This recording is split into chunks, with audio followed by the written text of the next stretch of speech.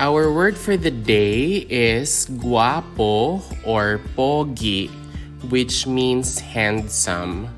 Gwapo, pogi. Let us have the following sample sentences using the word gwapo or pogi. You can say, gwapo ako or ako ay gwapo, which means I am handsome. Gwapo ako or ako ay gwapo. To say that you are not handsome or to say I am not handsome, you can either say, hindi ako gwapo or ako ay hindi gwapo, which means I am not handsome. Hindi ako gwapo or ako ay hindi gwapo. You can change gwapo to pogi also. Gwapo ba ako or ako ba ay gwapo? Am I handsome? Gwapo ba ako? Ako ba ay gwapo? Another one is pogi ka, ikaw ay pogi, which means you are handsome. You can just choose from the two sentences. Pogi ka, ikaw ay pogi.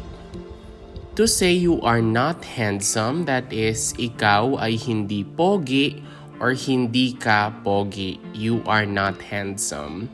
Ikaw ay hindi pogi, hindi ka pogi. Pogi ka ba? Ikaw ba ay pogi? Which means, are you handsome? Pogi ka ba? Ikaw ba ay pogi? Si Gino ay gwapo or gwapo si Gino, which means Gino is handsome.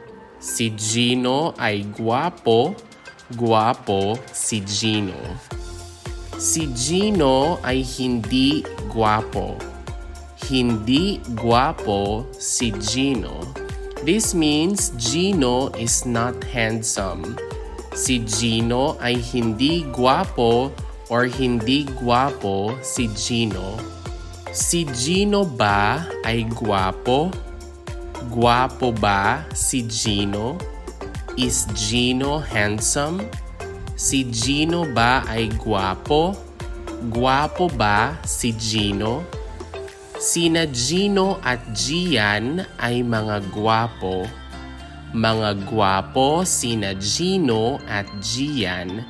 That means Gino and Gian are handsome.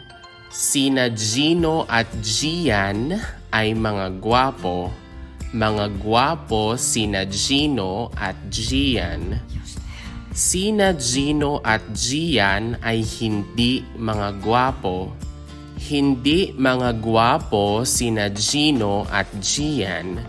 Gino and Gian are not handsome. Sina Gino at Gian ba ay mga gwapo? Mga gwapo ba sina Gino at Gian? Are Gino and Gian handsome?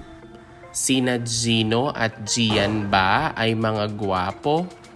Mga gwapo ba sina Gino at Gian?